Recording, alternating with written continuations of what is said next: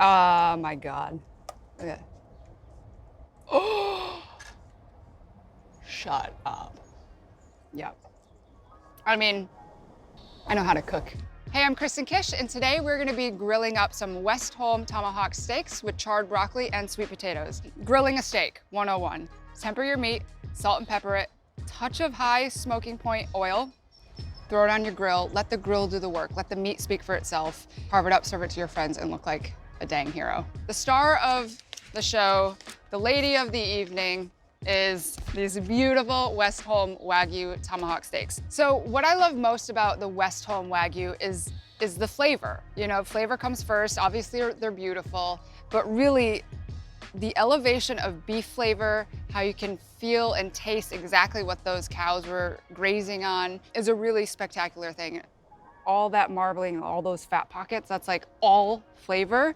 It's called intramuscular fat. So marble equals beef butter fat, which is excellent. And the veins are the rivers of flavor. And the rivers of flavor equal fat. And fat equals delicious in all the right ways. The outside of your ribeye, it's called the cap. The scientific name is the spinalis muscle. When you go to eat it, it's really gonna melt in your mouth. For me, that is the best part of a ribeye.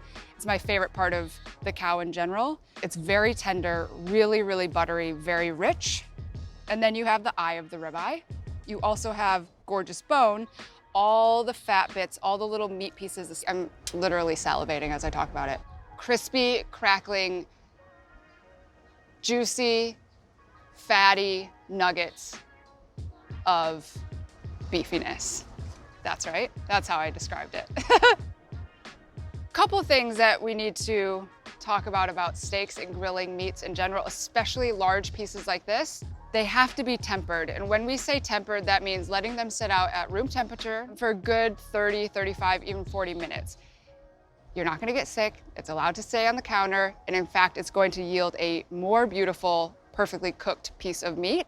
Being able to cook something so gorgeous, you don't really have to do too much to it. So we're just gonna add just a tiny bit of fat just to glisten. You want to use a neutral high smoking point oil because when we go onto the grill, it's quite hot. If we were to use an extra virgin olive oil, it would burn, your oil would become slightly bitter and a little bit off tasting. So grapeseed oil, canola oil, vegetable oil, peanut oil are all really fantastic options. I prefer grapeseed. I just find it to be the most neutral in flavor. And I just like that it's like ecto cooler green also, because I think that's kind of fun. All right, so we're gonna take our oiled up, lubed up steak, and we're gonna take some kosher salt. I know you see chefs and people do it on TV, and like most people, if you are my mother, are like, that's too much salt. But think about how thick this piece of meat is. Cover the face of the meat with the kosher salt, the edge, the other side. We're gonna really rub it in, press it in, let it get into all the crevices. And you do season the bone. If you're gonna eat it, season it. If you think it's too much seasoning, it's probably just enough. And I like a lot of pepper.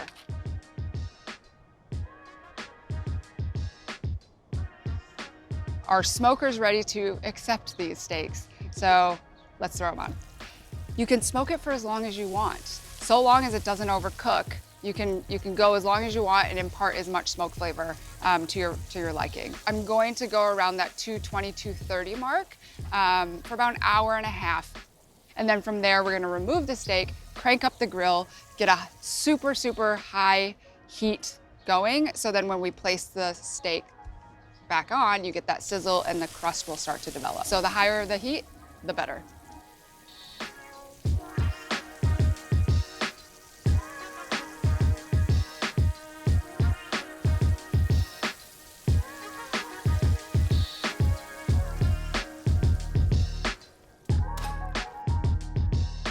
The moment we've all been waiting for, or at least I certainly have, and that is cutting into our beautifully rested, cooked, smoked, seasoned, fatty, I mean, just seriously? Oh my God, okay. So there is an art to carving a tomahawk. So like we were saying earlier, there are 3 sections to this piece of meat, if you ask me. First, you have the bone and the meat and fat that's attached to the bone. You have the eye of the ribeye, and then you have the cap, i.e. spinalis muscle, which again is my personal favorite. So the first thing I'm gonna do is take this, I'm gonna carve off the bone.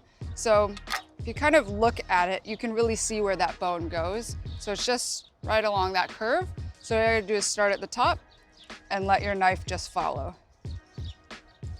So you have this gorgeous piece of fatty rib meat that you can just gnaw on. And then next, what I like to do is take off the cap. So you can already start to see it separating, where that line of fat really separates the eye and the cap. So I just take my knife and let it naturally separate, which it kind of already does on its own, as you can see.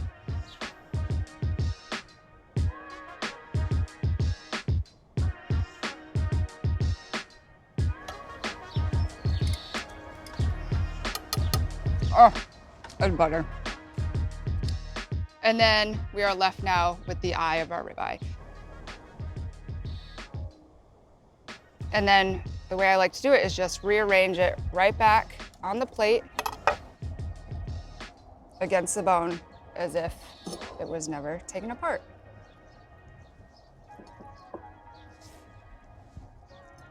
I'm Kristen Kish, and that is how I cook a steak. Yeah, that looks great. You can just leave now so I can eat this. Cheers.